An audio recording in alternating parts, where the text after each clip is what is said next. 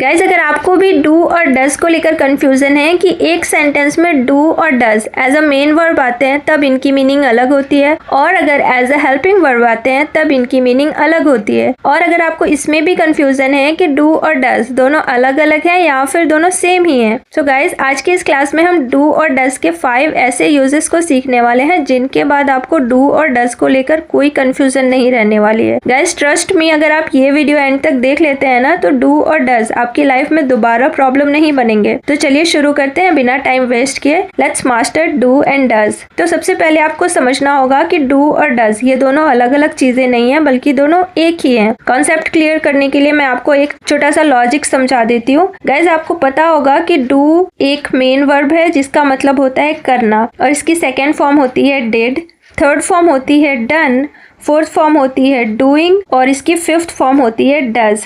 Guys अब यहाँ पर आप ध्यान देंगे तो आप समझ पाएंगे कि डू में ही ईएस ऐड होने पर बना है डज। अब सवाल उठता है कि डू में ईएस लगाने की जरूरत ही क्या थी, अलग से ये फिफ्थ फॉर्म बनाने की क्या ही जरूरत थी, है ना। तो गाइज आपको पता है ना कि सब्जेक्ट 2 टाइप्स के होते हैं, सिंगुलर यानी कि एक वचन और प्लूरल यानी कि बहुवचन। तो रूल ये है कि जब हमारा सब्जेक्ट प्लूरल यानी कि एक से ज्यादा होता है, जैसे कि वी, यू, दे और आई, तो इसके साथ हमें यूज करना है वर्ब की बेस फॉर्म, मतलब वर्ब की फर्स्ट फॉर्म का। लेकिन अगर सब्जेक्ट सिंगुलर होगा, अगर हम किसी एक व्यक्ति या वस्तु की बात कर रहे हैं जैसे कि ही, शी, इट या किसी का नाम, तो तब भी हमें यूज करना है वर्ब की फर्स्ट फॉर्म का ही, लेकिन उसमें एस या एस लगाकर। तो इसलिए जब हमारा सब्जेक्ट प्लूरल होता है जैसे कि आई, यू, वी, दे, तो तब हम यूज करते हैं डू का। लेकिन जब हमारा सब्जेक्ट सिंगुलर होता है तो तब भी हम यूज करते हैं डू का ही, लेकिन उसमें ईएस लगाकर। तो डू बन जाता है डज, और तभी स्टूडेंट्स को लगता है कि डू अलग है और डज अलग है, बट एक्चुअल में ये दोनों सेम ही है। गाइज आई होप अब आपको क्लियर हो गया होगा कि डू में ईएस क्यों लगाते हैं और वर्ब की फिफ्थ फॉर्म आखिर अलग से क्यों बनाई गई है। अब एक चीज और है जो आपको समझनी है। गाइज ऐसा नहीं है कि हम वर्ब की फर्स्ट फॉर्म का यूज प्रेजेंट इंडेफिनिट टेंस में करते हैं तो फिफ्थ फॉर्म का यूज हमें करना है पास्ट इंडेफिनिट टेंस में। बिल्कुल नहीं, क्योंकि फर्स्ट फॉर्म और फिफ्थ फॉर्म दोनों एक ही होते हैं, बस इनमें क्या डिफरेंस होता है, सब्जेक्ट का। जब सब्जेक्ट प्लूरल होता है तो हम फर्स्ट फॉर्म का यूज करते हैं, और जब सब्जेक्ट सिंगुलर होता है तब हम यूज करते हैं फिफ्थ फॉर्म का। अब चलिए देख लेते हैं इनके यूजेस। तो डू और डज का सबसे पहला यूज हम करते हैं प्रेजेंट इंडेफिनिट टेंस में, यानी कि जिन वाक्यों के अंत में ता है, ती है, ते है, इस तरह के शब्द आते हैं तो वहां पर हमें यूज कर लेना है डू का या फिर डज का। लेकिन ध्यान रहे, एक चीज अच्छे से दिमाग में बैठा लीजिए कि सिर्फ अफर्मेटिव सेंटेंसेस में हमें डू और डज का यूज नहीं करना है। अफर्मेटिव के अलावा जितने भी सेंटेंसेस होते हैं, चाहे वो नहीं वाले हों, क्यों वाले हों, कब वाले हों, हर एक तरह के सेंटेंसेस में हम डू या डज का यूज कर सकते हैं। सिर्फ जो नॉर्मल सेंटेंसेस होते हैं ना उनको छोड़कर, जैसे कि हम बोलते हैं ना, मैं स्कूल जाता हूँ, वह खाता है, वो पढ़ती है, तो इस तरह के सेंटेंसेस को छोड़कर जितने भी सेंटेंसेस बनते हैं, चाहे वो नेगेटिव हो, इंटेरोगेटिव हो या फिर नेगेटिव प्लस इंटेरोगेटिव हो, उनमें हमें यूज करना है डू का या फिर डज का। एग्जाम्पल से समझिए, मैं फुटबॉल नहीं खेलता हूँ, तो ये किस तरह का सेंटेंस है, यह प्रेजेंट इंडेफिनिट टेंस का एक नेगेटिव सेंटेंस है। तो इस तरह के सेंटेंसेस को बनाने का स्ट्रक्चर कुछ ऐसा होता है। सबसे पहले हमें लिखना होता है सब्जेक्ट, उसके बाद डू डज, उसके बाद नॉट क्योंकि एक नेगेटिव सेंटेंस है, और उसके बाद वर्ब की फर्स्ट फॉर्म, और लास्ट में ऑब्जेक्ट अगर सेंटेंस में है तो यहाँ पर इस वाक्य में सब्जेक्ट है मैं यानी कि आई। और गाइस हमने स्टार्टिंग में ही सीखा था ना कि आई के साथ में हमें यूज करना है डू का, तो सेंटेंस हमारा बनेगा I do not play football. तो यहाँ पर हमने यूज किया है आई का, और आई के साथ में डू आया है, और डू के साथ में नॉट लगाना जरूरी है क्योंकि ये एक नेगेटिव सेंटेंस है। और उसके बाद खेलने की मेन वर्ब प्ले का यूज किया है, और लास्ट में आया है ऑब्जेक्ट फुटबॉल। गाइज अब इसी सेंटेंस में अगर सब्जेक्ट एक लड़का, एक लड़की या किसी एक व्यक्ति का नाम होता तो तब भी हम डू का ही यूज करते, लेकिन डू में ईएस लगाकर यानी कि डज का यूज करते। एग्जाम्पल से समझिए, अगर आपको बोलना है कि वह फुटबॉल नहीं खेलता है तो सेंटेंस बनेगा he does not play football. तो यहाँ पर सेंटेंस में क्या बदला? सेंटेंस में सबसे पहले बदला है सब्जेक्ट, और क्योंकि सब्जेक्ट बदला तो इसलिए डू बदल गया डज में। तो यही इंपॉर्टेंट पॉइंट है जो आपको समझना है। अब देखिए हम इंटेरोगेटिव सेंटेंसेस में भी डू डज का यूज कैसे कर सकते हैं। गाइज यहाँ पर आपको एक चीज माइंड में क्लियर रखनी है कि जो इंटेरोगेटिव सेंटेंसेस होते हैं ना, वो दो टाइप्स के होते हैं। इसको भी मैंने टेंस वाले वीडियो में डिटेल में एक्सप्लेन किया है। एनीवेज, पहली कैटेगरी होती है सिंपल इंटेरोगेटिव सेंटेंसेस की, जिनका जवाब हम सिर्फ हाँ या ना में दे सकते हैं, और इसकी शुरुआत हिंदी के वाक्य में हमेशा क्या से होती है। ध्यान रखिए, ये क्या व्हाट वाली क्या नहीं है, बस स्टार्टिंग इसकी क्या से होती है। और इस तरह के सेंटेंसेस को बनाने का स्ट्रक्चर कुछ ऐसा होता है। सबसे पहले हमें लिखना होता है डू डज, उसके बाद सब्जेक्ट, उसके बाद वर्ब की फर्स्ट फॉर्म, और लास्ट में ऑब्जेक्ट अगर सेंटेंस में है तो। और दूसरी जो कैटेगरी होती है वो है WH इंटेरोगेटिव सेंटेंसेस की, जिनका जवाब हम सिर्फ हाँ या ना में नहीं दे सकते हैं, हमें प्रॉपर आंसर देना पड़ेगा। और इस तरह के सेंटेंसेस जो होते हैं इनमें हम WH वर्ड्स का यूज करते हैं। WH words means why, when, what, how, इस तरह के वर्ड सेंटेंस के स्टार्टिंग में आते हैं। तो स्ट्रक्चर यहाँ पर भी सेम ही है जो हमने सिंपल इंटेरोगेटिव सेंटेंसेस में सीखा है, बस यहाँ पर हमें डू या डज से पहले WH वर्ड्स लगाने हैं। एग्जाम्पल से समझिए,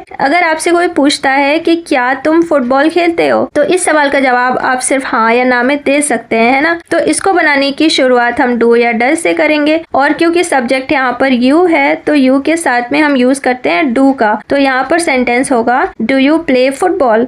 तो यहाँ पर हमने सबसे पहले लिखा है डू, उसके बाद सब्जेक्ट लिखा है, और उसके बाद वर्ब की फर्स्ट फॉर्म। और अगर आपसे कोई पूछता है कि तुम क्या खेलते हो, तो इस क्वेश्चन का आंसर हम सिर्फ हाँ या ना में नहीं दे सकते हैं, हमें कंप्लीट आंसर देना पड़ेगा कि हम क्या खेलते हैं। तो इस सेंटेंस को बनाने के स्टार्टिंग हम करेंगे WH वर्ड्स के साथ। तो क्या की इंग्लिश होती है व्हाट, तो हमारा सेंटेंस बनेगा What do you play? तो गाइज इस तरह से आप डू या डज का यूज प्रेजेंट इंडेफिनिट टेंस में हर तरह के सेंटेंसेस में कर सकते हैं, सिर्फ अफर्मेटिव सेंटेंसेस यानी कि पॉजिटिव सेंटेंसेस को छोड़कर, ठीक है। नेक्स्ट, डू डज का यूज हम करते हैं प्रेजेंट इंडेफिनिट टेंस में ही, लेकिन यहाँ पर हम अफर्मेटिव सेंटेंसेस में भी डू डज का यूज कर सकते हैं। गाइज अब यहाँ पर आपको कंफ्यूज नहीं होना है। आई नो मैंने अभी अभी बताया कि अफर्मेटिव सेंटेंसेस में डू डज का यूज हम नहीं कर सकते हैं, और अब मैं बोल रही हूँ कि हम अफर्मेटिव सेंटेंसेस में डू और डज का यूज कर सकते हैं। तो ये कैसे पॉसिबल है? तो देखिए, ये ऐसे पॉसिबल है कि जब हम अफर्मेटिव सेंटेंसेस में किसी बात पर जोर देकर बोलना चाहते हैं, यानी कि अपनी बात पर एम्फसाइज करना चाहते हैं, तो तब हम वहां पर डू डज का यूज करते हैं। स्ट्रक्चर बहुत सिंपल है, जैसा कि हमने प्रेजेंट इंडेफिनिट टेंस में सीखा है। सब्जेक्ट पहले लिखेंगे,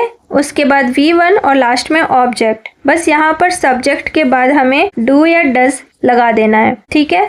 एग्जाम्पल से समझिए। तो देखिए, जब हम नॉर्मल अफर्मेटिव सेंटेंस बोलते हैं मैं खाता हूँ, तो यहाँ पर हम डू या डज का यूज नहीं करते हैं, हम सिंपली सब्जेक्ट लगाते हैं और उसके बाद वर्ब की फर्स्ट फॉर्म। तो यहाँ पर हमारा सेंटेंस ऐसा होता है आई ईट। लेकिन इसी सेंटेंस को अगर हमें इस तरह से बोलना हो कि मैं खाता तो हूँ, मतलब अपनी बात पर जोर देना हो कि अरे यार मैं खाता तो हूँ, तब हमें इसको बनाने के लिए डू या डज का यूज करना पड़ेगा, और सेंटेंस हमारा ऐसा बनेगा आई डू ईट। मैं खाता तो हूँ, आई डू ईट। ऐसे ही अगर बोलना है कि तुम जाते हो, तो ये एक नॉर्मल अफर्मेटिव सेंटेंस है, तो यहाँ पर हम डू या डज का यूज नहीं करते हैं, हम सिंपली ऐसे बोलते हैं यू गो। लेकिन इसी अफर्मेटिव सेंटेंस में अगर हमें जोर देकर बोलना हो कि तुम जाते तो हो, तो तब हम डू या डज का यूज करेंगे, और तब हमारा सेंटेंस कुछ ऐसा होगा यू डू गो। तुम जाते तो हो, यू डू गो। ऐसे अगर आपको बोलना है कि वह लिखती है, तो इसको हम ऐसे बनाएंगे शी राइट्स। लेकिन इसी बात पर अगर हमें जोर देना हो कि वह लिखती तो है, तो तब यहाँ पर हम डू या डज का यूज करेंगे, और हमारा सेंटेंस बनेगा शी डज राइट। वह लिखती तो है, शी डज राइट। तो वह खेलता तो है, वह पढ़ता तो है, तुम वीडियो देखते तो हो। तो इस तरह के सेंटेंसेस में हम अफर्मेटिव सेंटेंसेस में भी डू डज का यूज करते हैं। गाइज नेक्स्ट, डू का यूज हम करते हैं नॉट के साथ में, और जब डू के साथ में नॉट आता है ना, तब हम इसको साथ में पढ़ते हैं डोंट, जिसका हिंदी में मतलब होता है मत करो। यानी कि जब आपको किसी को कोई काम करने से रोकना हो, मना करना हो, अगर आपको किसी को बोलना हो कि ये काम मत करो, अलाउड नहीं है, तो उस सिचुएशन में हम यूज करते हैं डोंट का। इसका स्ट्रक्चर भी बहुत सिंपल है। सबसे पहले आएगा डोंट, उसके बाद वर्ब की फर्स्ट फॉर्म और लास्ट में ऑब्जेक्ट। एग्जाम्पल्स देखिए, बोलो मत, डोंट स्पीक, बैठो मत, डोंट सिट, भूलना मत, डोंट फॉरगेट, लड़ाई मत करो, डोंट फाइट, वहां मत जाओ, डोंट गो देयर, धूम्रपान मत करो, डोंट स्मोक। तो जब आपको किसी को कोई काम करने से मना करना हो, रोकना हो, तब आप सबसे पहले स्टार्टिंग में डोंट का यूज करेंगे, उसके बाद वर्ब की फर्स्ट फॉर्म का और लास्ट में ऑब्जेक्ट अगर सेंटेंस में है तो। नेक्स्ट डू डज का यूज हम करते हैं आंसर देने के लिए। जी हाँ, जवाब देने के लिए भी हम डू या डज का यूज कर सकते हैं और ये एक एडवांस तरीका है आंसर देने का। शॉर्ट में ही हम आंसर दे सकते हैं, लेकिन गाइस हम जवाब डू या डज में तभी दे सकते हैं जब सवाल प्रेजेंट इंडेफिनिट टेंस में पूछा गया हो। प्रेजेंट इंडेफिनिट टेंस का मतलब जब वाक्य के अंत में ता है, ती है, ते है, इस तरह के शब्द आते हों। गाइस स्टार्टिंग में मैंने आपको बताया था ना कि इंटरोगेटिव सेंटेंसेस दो टाइप्स के होते हैं। पहला सिंपल इंटरोगेटिव सेंटेंस, जिसकी स्टार्टिंग क्या से होती है और जिसका आंसर हम सिर्फ हाँ या ना में दे सकते हैं, और उन सेंटेंसेस को बनाने के लिए हम डू या डज का यूज कर रहे थे। तो उसी तरह के क्वेश्चन का आंसर देने के लिए हम डू या डज का यूज कर सकते हैं। जैसे कि अगर आपसे किसी ने पूछा कि क्या तुम खेलते हो, डू यू प्ले, तो इस क्वेश्चन का आंसर अगर आपको बोलना है कि हाँ मैं खेलता हूँ, तो आप इतना लंबा चौड़ा आंसर ना देकर कि हाँ मैं खेलता हूँ या मैं नहीं खेलता हूँ, आप सिंपली अगर आपका जवाब हाँ है तो आप बोल सकते हैं यस आई डू। इसका मतलब हो गया कि हाँ मैं खेलता हूँ। और अगर आपको बोलना है कि नहीं मैं नहीं खेलता हूँ, तो सिंपली आप बोल सकते हैं नो आई डोंट। ऐसे अगर आपसे किसी ने पूछा कि क्या वो जाती है, डज शी गो, और अगर आपको जवाब हाँ में देना है कि हाँ वो जाती है, तो आप सिंपली बोल सकते हैं यस शी डज। अब यहाँ पर डज क्यों आया है? क्योंकि सब्जेक्ट यहाँ पर सिंगुलर है, तो इसलिए हमने डज का यूज किया है, ठीक है। और अगर आपका जवाब नहीं है कि वह नहीं जाती है, तो आप ऐसे बोल सकते हैं नो शी डजंट। अब डजंट यहाँ पर क्यों आया है? डज के साथ में जब हम नॉट लगाते हैं ना, तो उसको हम डजंट पढ़ते हैं। जैसे डू के साथ में नॉट लगाते हैं तो उसको हम डोंट बोलते हैं। सिमिलरली डज के साथ में नॉट लगाएंगे तो उसको हम डजंट बोलेंगे, ठीक है। तो गाइज ऐसे ही आप आंसर देने के लिए डू डज का यूज कर सकते हैं। बस आपको इतना ध्यान में रखना है कि अगर आपका आंसर हाँ में है तो आपको सबसे पहले यस बोलना है, उसके बाद सब्जेक्ट, और फिर सब्जेक्ट के अकॉर्डिंग ही डू या डज लगाएंगे, ठीक है। डज किसके साथ लगानी है ये मैंने आपको स्टार्टिंग में ही बता दिया था। और आपका जवाब अगर नहीं में है तो सबसे पहले लिखेंगे नो, उसके बाद सब्जेक्ट और फिर सेंटेंस के अकॉर्डिंग डू या डज, और उसके साथ में नॉट। नेक्स्ट डू का यूज हम करते हैं एज अ मेन वर्ब, और जब do as a main verb आता है तब इसका हिंदी में मतलब होता है करना। तो गाइज जब भी आपको सेंटेंस में करना दिखे तो तब आपको वहां पर यूज कर लेना है डू का। एग्जाम्पल से समझिए, मैं तैयारी कर रही हूँ, तो कर आया है ना इस सेंटेंस में, तो यहाँ पर हम यूज करेंगे डू का।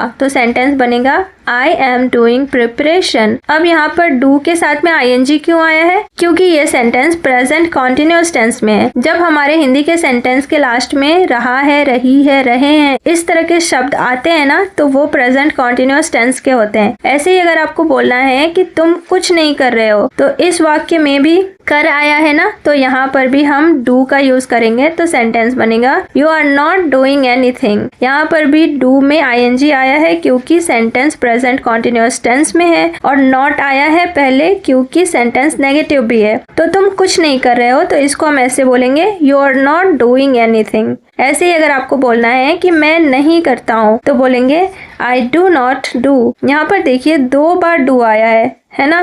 तो पहला जो डू है वो एज अ हेल्पिंग वर्ब है, और जो दूसरा डू आया है ना वो एज अ मेन वर्ब की तरह से काम कर रहा है यहाँ पर, ठीक है। So that's all for today. अगर आपको वीडियो अच्छी लगी हो, हेल्पफुल लगी हो, तो लाइक, शेयर और चैनल को जरूर से सब्सक्राइब कर लेना। See you in the next one. Take care and bye bye.